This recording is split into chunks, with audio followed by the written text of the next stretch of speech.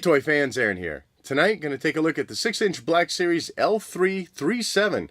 Let's head to that table and check this out. And a quick look at the packaging. L3 does come in that red and black box. Through the window, of course, you see the figure. Decent artwork of L3 down on the bottom right side, and just the name off to the left. On the right side, you can see she's number 73 in the lineup, and then on the back side, just a larger image that you saw on the front, with a pretty basic description of the droid off to the side. And now taking a look at the figure itself, overall a very good sculpt. This figure has been well translated from on-screen into toy form. And you can definitely make out that various parts of other droids came together to make this robot. For the upper arms, you can see those are R2 unit legs being used there. For her legs, I'm not certain what droid parts those would be, but it is cool to see the detailing of an R2 unit's legs being used for her arms. But like I was saying, overall a great sculpt, but what I'm not really liking is the way they did the paint application for this figure. Taking a look at the head sculpt, like I said, things are looking good here, but it is too good. All the painting through the head and the top of the head are these nice clean paint lines. No wear, no scuff marks or anything like that to the paint. But what is good is you got some red, yellow, and silver wirings painted in there. On top of her head, you got a nice silver circle outlined with some green paint. And then inside of that, as you can see, is some sort of triangular emblem.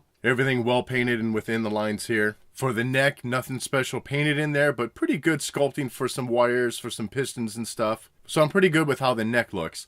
But now we get to the upper half of the body, and as far as the paint applications, lots of great weathering in here. Even the green lines painted on her body has some wear and scuffing on it. So already just a big difference from the head to the main body. And through that stomach area, you see some red and yellow wires painted in there, along with just a basic chunk of plastic. But you definitely see some individual wires just kind of dangling in there.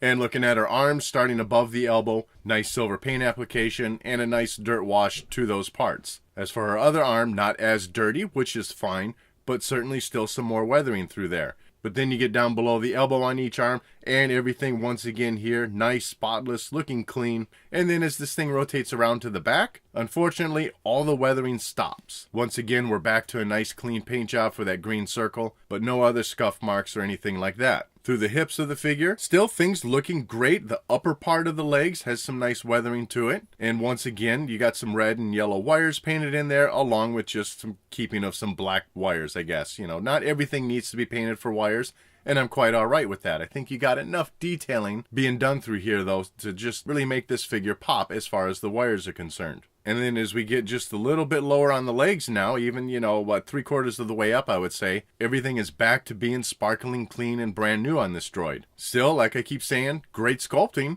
All the little parts and extra side bits on her legs are exactly where they belong, looks like they should be. But overall, it's just a pretty big disconnect for me on this figure, for having a clean head, a dirty upper body, at least just on the front side, clean on the back, and then clean lower legs. I really wish they would have done the same treatment for the whole figure that they did in the torso. As for articulation, and they did a really good job with this.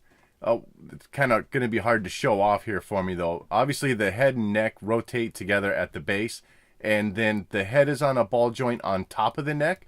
So you got some swiveling there, and then, of course, some nodding at the base of the neck, since that's on a ball joint. On top of the neck, that head also swivels side to side. Not a full 360, which is fine, but I think you get a really good range out of the figure, though.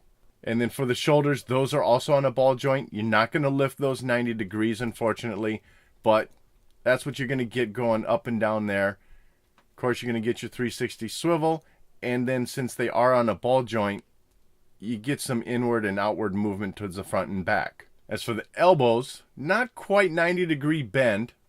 These little wires here sculpted on the front of that do get in the way and kind of push that down. You do have some swiveling in there, though, so you're able to turn those arms around 360 all the way. As for the wrists, you got some swiveling for both hands, and then they both swing inward for a great range, and then head back out the other way at a pretty good range also. At the waist, also on a ball joint, so you're going to be able to swivel her 360 there, and then do some crunching forward and back, even some swiveling side to side a little bit there. At the top of the thigh, they're connected in with ball joints also, so you're swiveling those front and back a little bit. Even with the wiring at the legs, you're still able to bring these out 90 degrees, and they only go back a little bit.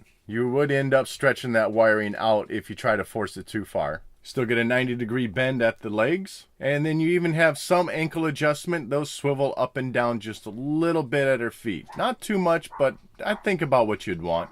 And this figure does not come with any accessories, so I guess it's time to close this one out. So overall, I mean, like I said, the sculpting of the figure is great. And aside from the weathering that was done, or lack of in certain places, the paint job is looking pretty good too. I especially like the added painting of some of the wires on the figure just to, liven it up a bit. But for me, it's just that inconsistent weathering that they did that just really detracts from an otherwise good-looking figure. And so that wraps up this look at the 6-inch L3-37. As always, I'd love to know what your thoughts are on this figure in the comments section below. And thanks for watching.